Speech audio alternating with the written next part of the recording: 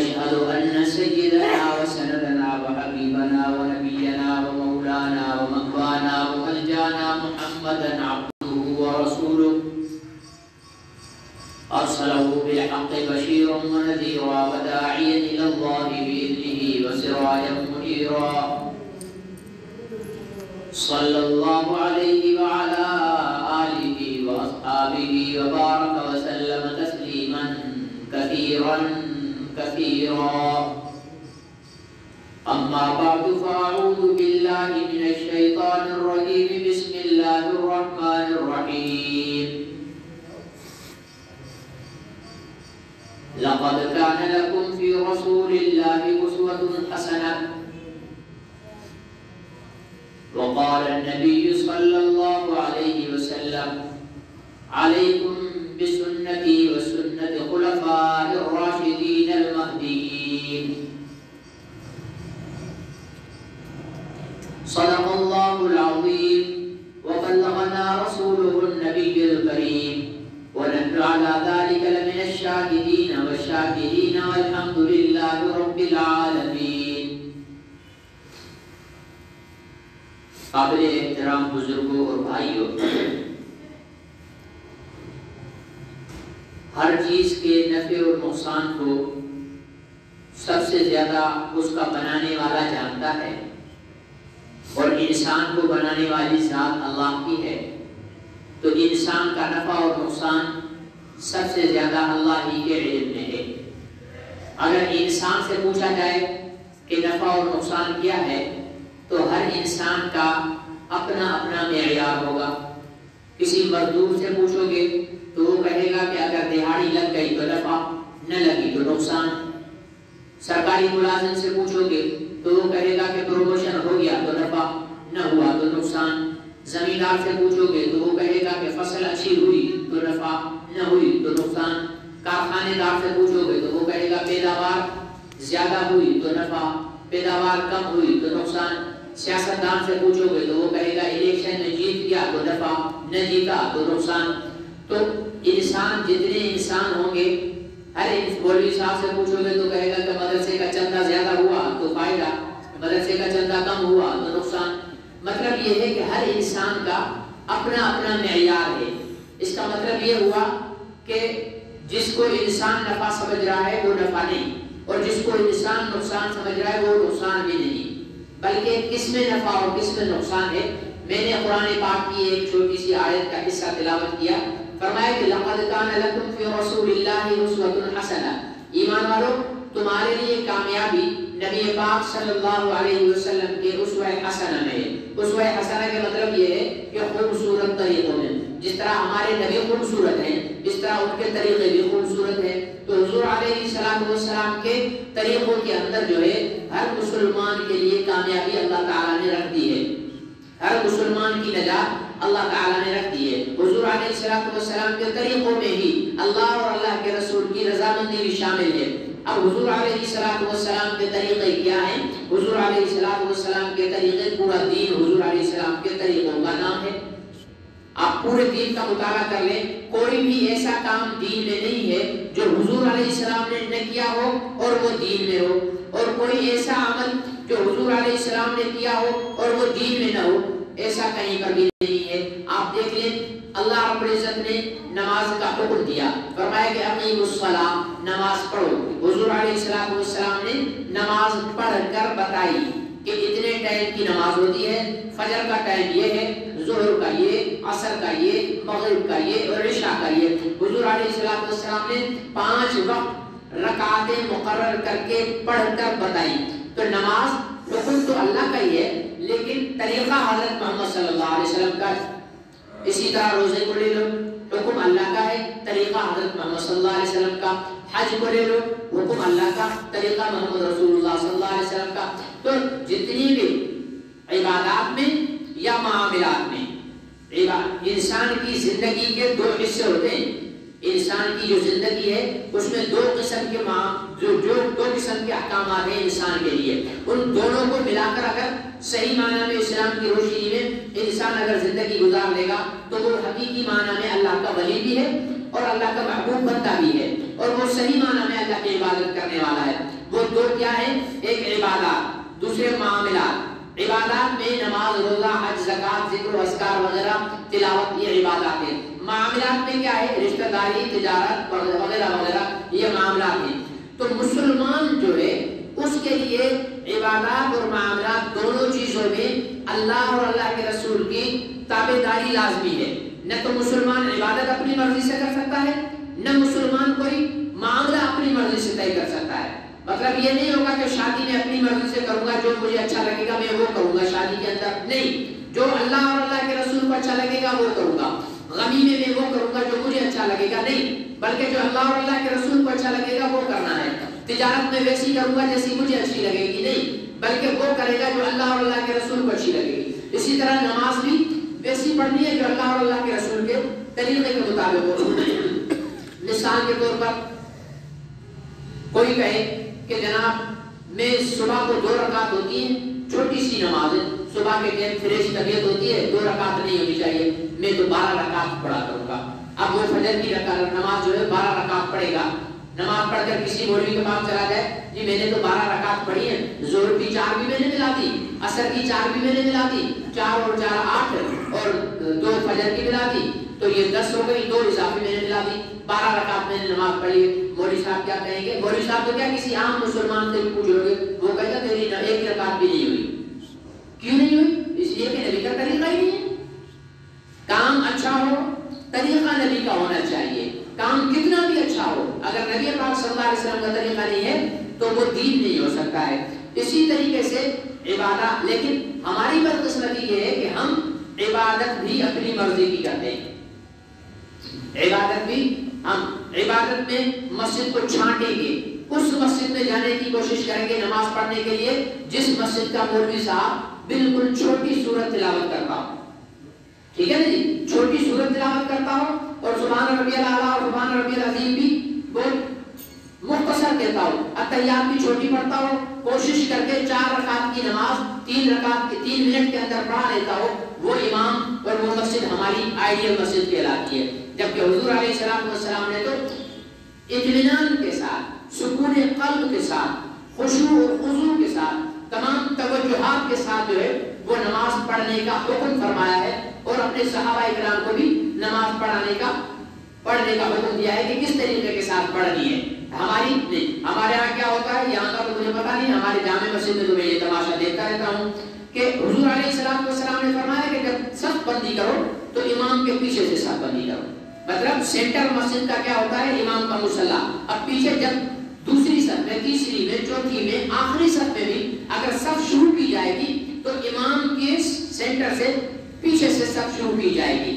ہمارے یہاں کیا ہوتا ہے کناروں سے صف شروع کرتے ہیں، ادھر بھی کنارے سے کھڑے ہوتے، ادھر بھی کنارے سے۔ اب ان سے پوچھو کہ کنارے پر کھڑے کس لیے ہوتے ہو، بتائیں کہ نہیں، لیکن میں جانتا ہوں کہ کیوں کھڑے ہوں گے، اس لیے کھڑے ہوں گے کہ مولوی صاحب سلام مرائیں تو چھلانگ لگا کر بھاگنے میں دیر نہ لگے، اس لیے یہ ہماری نماز جو ہے جلدی اس کنارے میں پڑھ رہے ہوتے ہیں، آئیں گے سب سے دیر لیکن جانے کی سب سے پہلے ہوگی۔ اور مزے کی بات جو پہلی صف میں امام کے پاس آ کر بیٹھتے ہیں انہیں آنے کی جلدی ہوتی ہے، جانے کی جلدی نہیں ہوتی۔ حضور علیہ السلام نے فرمایا ایمان والا مسجد کے اندر، ابھی آپ اور ہم بیٹھے ہوئے نا، ایمان والا مسجد کے اندر ایسا ہے جیسے مچھلی کے اندر، مچھلی پانی کے اندر، کیا خیال ہے پانی کے اندر مچھلی بے چین ہوتی ہے یا پرسکون ہوتی ہے؟ پرسکون ہوتی ہے۔ اور فرمایا کہ منافق مسجد کے اندر ایسا ہے جیسے پنجرے کے اندر پرندہ، کسی جنگلی پرندے کو پنجرے میں ڈال دو تو چپ کر کے بیٹھا ہوگا، کبھی ادھر سر مار رہا ہوگا، کبھی ادھر سر مار رہا ہوگا۔ اللہ تعالیٰ ہم سب کے حال پہ رحم فرمائے، ہم بھی مسجد کے اندر اسی طرح بیٹھے ہوئے ہوتے ہیں۔ جمعے کے یہاں تو جمعے میں تو ماشاءاللہ ہمارے یہاں امام جب اذان سنیں گے نا خطبے والی تب دوڑتے دوڑتے آئیں گے ہم، پہلے جا کر کیا کرنا ہم نے، مولوی کی بات کیوں سنے، ضرورت کیا ہے، ہم تو ماں کے پیٹ سے دین سیکھ کر آئے ہوئے لوگ ہیں نا، اس لیے ہمیں دین سیکھنے کی ضرورت نہیں ہے، ہم نے مسجد میں پہلے کبھی نہیں جانا ہے۔ حالانکہ جمعے کا دن اللہ تعالیٰ نے رکھا ہی اس لیے ہے کہ اپنی دنیاوی مصروفیات سے ہٹ کر زیادہ سے زیادہ اللہ کے گھر میں وقت دے، لیکن ہم نے آنا خطبے کی اذان کے وقت اور جانا امام صاحب کے صلی اللہ علیہ وسلم کہنے سے پہلے جوتا پہن لینا ہے۔ یہ ہماری نماز کا حال ہے. اسی طرح ہر چیز کو آپ دیکھ لو, کسی بھی چیز کے اندر ہمارا طریقہ حضور علیہ الصلوۃ والسلام کا نہیں ہے. جب طریقہ حضور علیہ الصلوۃ والسلام کا نہیں ہوگا, حالانکہ نماز قرآن میں اللہ تعالیٰ نے فرمایا ان الصلاۃ تنہی عن الفحشاء والمنکر, نماز جو ہے وہ بے حیائی اور برائی سے روکتی ہے. ٹھیک ہے نا, نماز بے حیائی اور برائی سے روکتی ہے. اب آج کل ہر مسلمان کہتا ہے کہ قرآن میں تو لکھا ہے کہ نماز بے حیائی برائی سے روکتی ہے, لیکن میں نماز بھی پڑھتا ہوں, چوری بھی کرتا ہوں, نماز بھی پڑھتا ہوں, زنا بھی کرتا ہوں, نماز بھی پڑھتا ہوں, داڑھی بھی مڈاتا ہوں, نماز بھی پڑھتا ہوں, شراب بھی پیتا ہوں, نماز بھی پڑھتا ہوں, جوا بھی کھیلتا ہوں, نماز بھی پڑھتا ہوں, ساری برائیاں بھی کرتا ہوں, میری نماز تو مجھے روکتی نہیں ہے برائی سے. تو میرے بھائی, اللہ نے جس نماز کے لیے کہا ہے نا کہ برائی سے روکے گی, وہ نماز ہے جو اللہ کے رسول کے مکمل طریقے کے مطابق ہو. ہماری نماز تو اللہ کے رسول کے طریقے کے مطابق ہے ہی نہیں. ٹھیک ہے نا, تو ہماری نماز کیسے برائی سے روکے گی؟ اور جو شخص یہ چاہتا ہے کہ میرے اندر سے تمام برائیاں ختم ہو جائیں, تو اس کو کوئی لمبے چلے اور 4 مہینے اور سال لگانا ضروری نہیں ہے. وہ صرف اپنے محلے کی مسجد میں 5 وقت کی نماز اللہ کے رسول کے طریقے کے مطابق پڑھنا شروع کر دے, زندگی بدل جائے گی. شرط یہ ہے کہ اللہ کے رسول کے طریقے کے مطابق ہو. ایسی نماز نہ ہو. وہ مولوی صاحب نماز پڑھا رہے تھے, سلام پھیرا, عصر کی نماز تھی. عصر میں کتنی رکعتیں ہوتی ہیں بھائی؟ 4 رکعتیں ہوتی ہیں. تو مولوی صاحب نے سلام پھیرا تو مسجد کمیٹی کے جو سیٹ صاحب صدر تھے, وہ مارکیٹ کے سیٹ صاحب بھی تھے, بہت بڑی ان کی دکانیں تھی.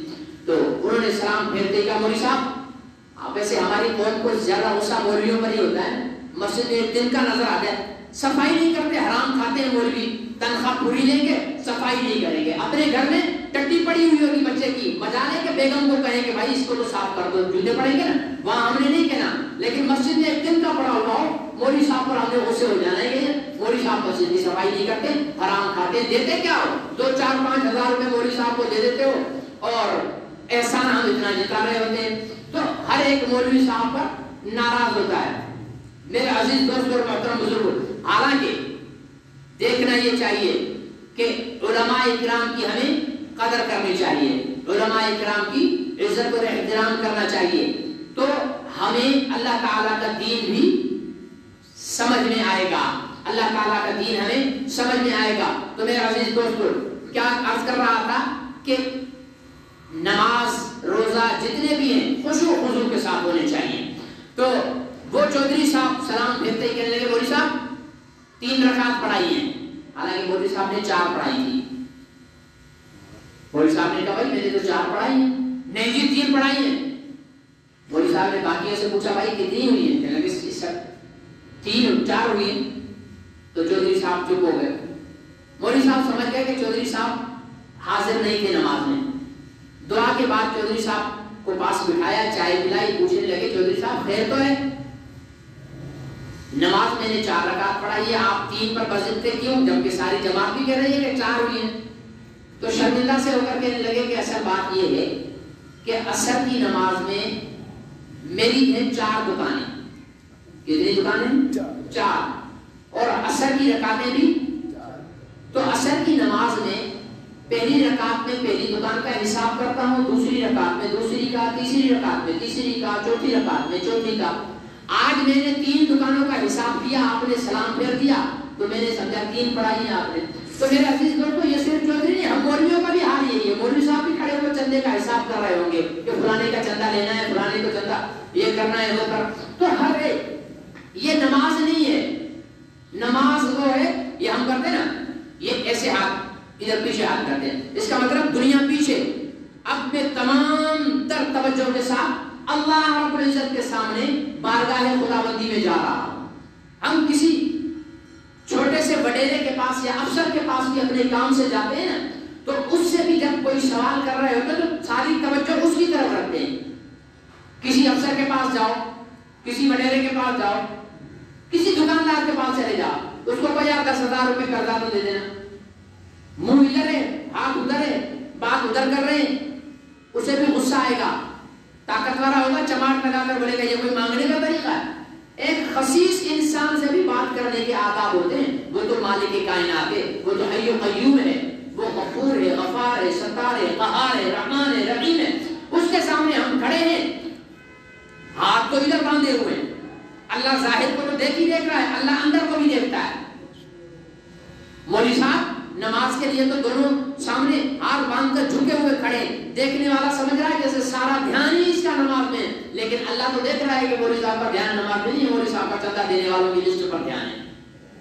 ٹھیک ہے نا؟ تو نماز اللہ رب العزت کے حکم، نبی پاک صلی اللہ علیہ وسلم کے طریقے کے مطابق خشوع اور خضوع اور اطمینان کے ساتھ. ہمیں تو چاہیے کہ ہم وہ مسجد ڈھونڈیں جہاں پر امام صاحب اطمینان کے ساتھ نماز پڑھاتے ہیں. آگے رمضان آنے والا ہے، ٹھیک ہے نا؟ تو اب محلہ میرا یہ ہوگا، نماز میں رشید کالونی میں پڑھ رہا ہوں گا، محلہ میرا رشید کالونی ہوگا، نماز میں سراج کالونی میں پڑھ رہا ہوں گا. کیوں؟ بھائی فلانے حافظ صاحب تیز پڑھتے ہیں، فلانے حافظ صاحب تیز پڑھتے ہیں. بھائی فلانا حافظ صاحب جو ہے نا وہ 35 منٹ میں فرض نماز 20 رکعت وتر سب پڑھا کر ہمیں باہر کر دیتا ہے. فلانے حافظ صاحب 40 منٹ لیتے، 5 منٹ مسجد میں ٹھہرنا ہمیں بہت آتی ہے. تو ہمیں خود اپنا احتساب کر لینا چاہیے. حضور علیہ السلام نے فرمایا مومن مسجد میں جیسے مچھلی پانی میں، منافق مسجد میں جیسے پرندہ پنجرے میں. اب آپ اور ہم، میں کسی کو منافق نہیں کہہ سکتا، آپ کسی کو منافق نہیں کہہ سکتے، لیکن اپنا احتساب ہم خود کر لیں. اپنے دل سے پوچھیں کہ ہم اس وقت مسجد میں سکون سے بیٹھے ہوئے ہیں، بے چینی تو نہیں ہے کہ مولوی بیان جلدی ختم کرے، حافظ صاحب نماز جلدی پڑھائیں، سلام پھرے، دعا کریں اور ہم بھاگیں. اگر تو یہ کیفیت ہے تو سمجھ لو ہم منافق ہیں. اور اگر یہ کیفیت نہیں ہے، ہم پرسکون بیٹھے ہوئے ہیں کہ نماز پڑھیں گے، ذکر و اذکار کریں گے، اللہ کی قرآن کی تلاوت کریں گے، پھر اطمینان سے مسجد سے نکل جائیں گے، تو سمجھ لو کہ ہم مومن ہیں. آج کل کے مسلمان کی حالت کیا ہے؟ آج کل کا مسلمان مسجد میں آ کر جانے کی مسجد سے باہر فکر میں ہوتا ہے. پہلے والا مسلمان کیا ہوتا تھا؟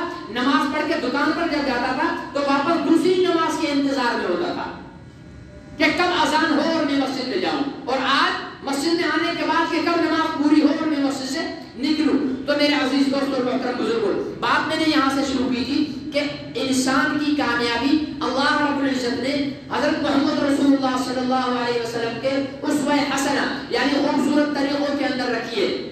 میرے عزیز دوستوں، یہ تو میں نے ایک مثال دی نماز کی، اسی طرح آپ دوسری جگہ ہر جگہ پر دیکھ لیں، ہر طریقے میں دیکھ لیں، حضور علیہ السلام کے طریقوں کو ہم نے ختم کر دیا ہے، مٹا دیا ہے، اور دین کو ہم نے بھلا دیا ہے. ہم اپنی مرضی کی زندگی گزارنا چاہتے ہیں. میرے بھائی، اگر اپنی کافر بھی اپنی مرضی کی زندگی گزارے، مسلمان بھی اپنی مرضی کی زندگی گزارے، تو پھر کافر اور مسلمان میں فرق کیا ہوا؟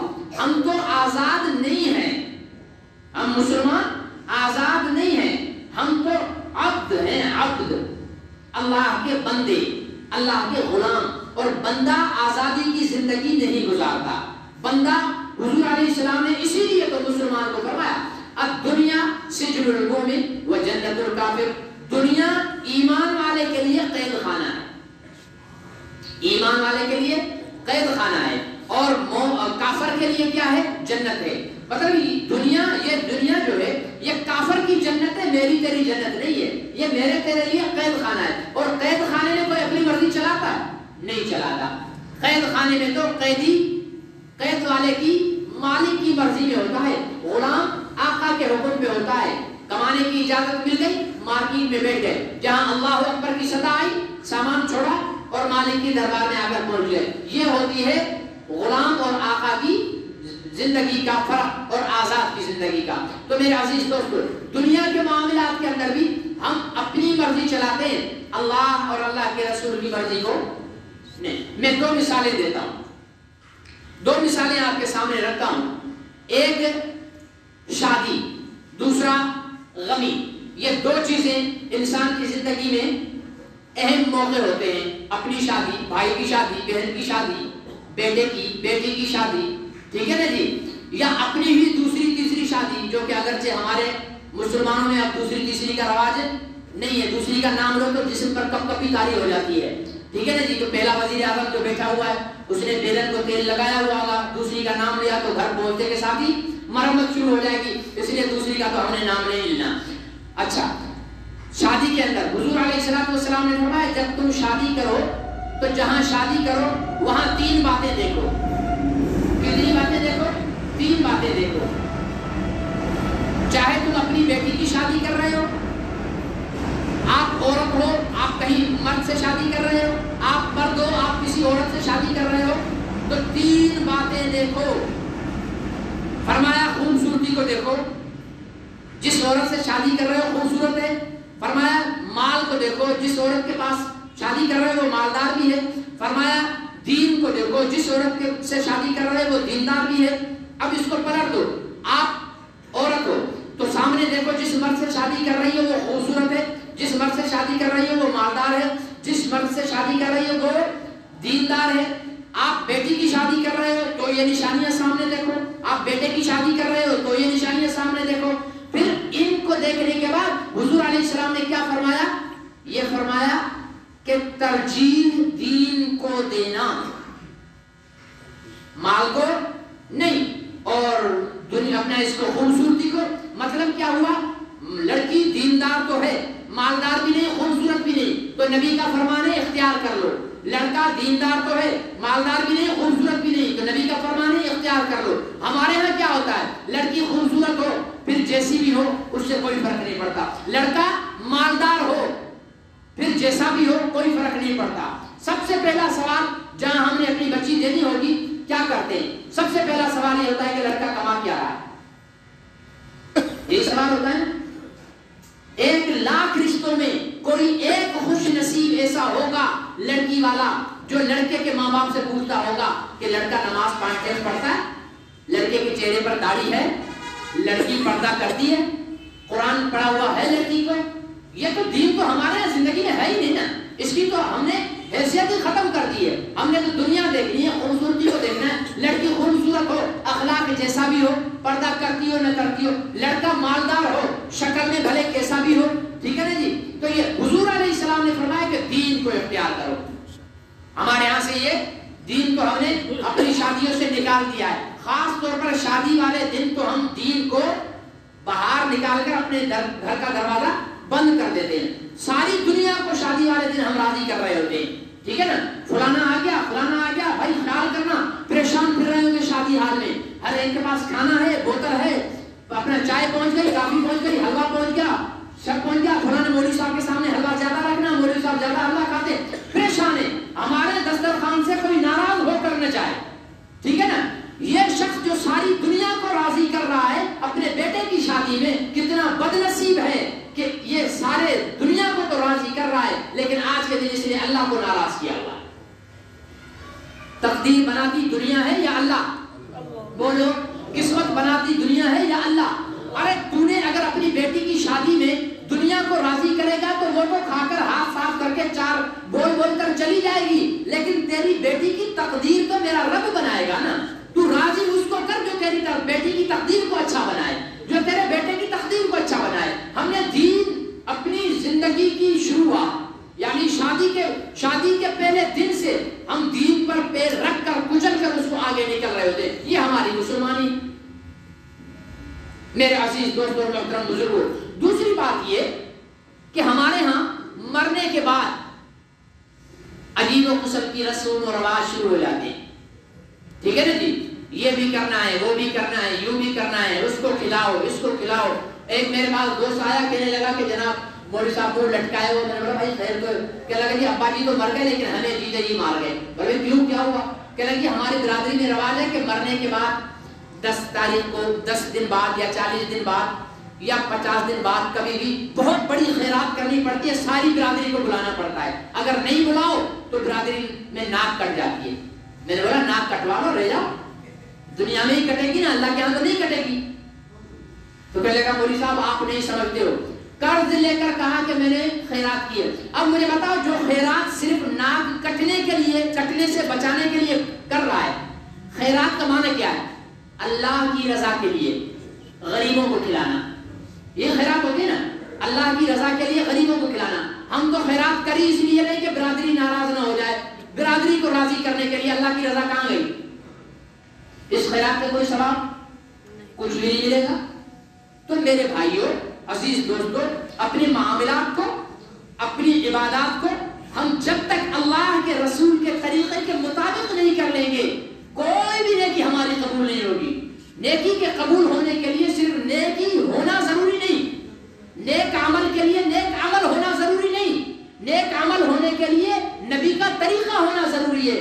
آپ نیک عمل کتنا بھی بڑا عمل ہو، کعبے کا طواف، حج ہے نا، حج کتنا بڑا عمل ہے، کوئی رمضان میں جا کر حج کرے ہو جائے گا؟ کوئی شوال میں جا کر حج کرے ہو جائے گا؟ نہیں ہوگا، کیونکہ نبی کے طریقوں کے خلاف ہے۔ کوئی ذی الحجہ میں رمضان کے روزے رکھے ہو جائے گا؟ نہیں ہوگا۔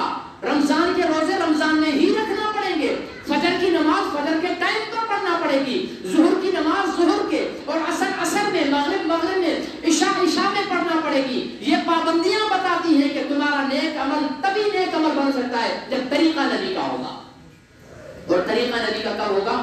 جب ہمارے دل میں نبی کا پیار ہوگا۔ اللہ سے دعا ہے اللہ مجھے اور آپ کو عمل کی توفیق نصیب فرمائے۔ وآخر دعوانا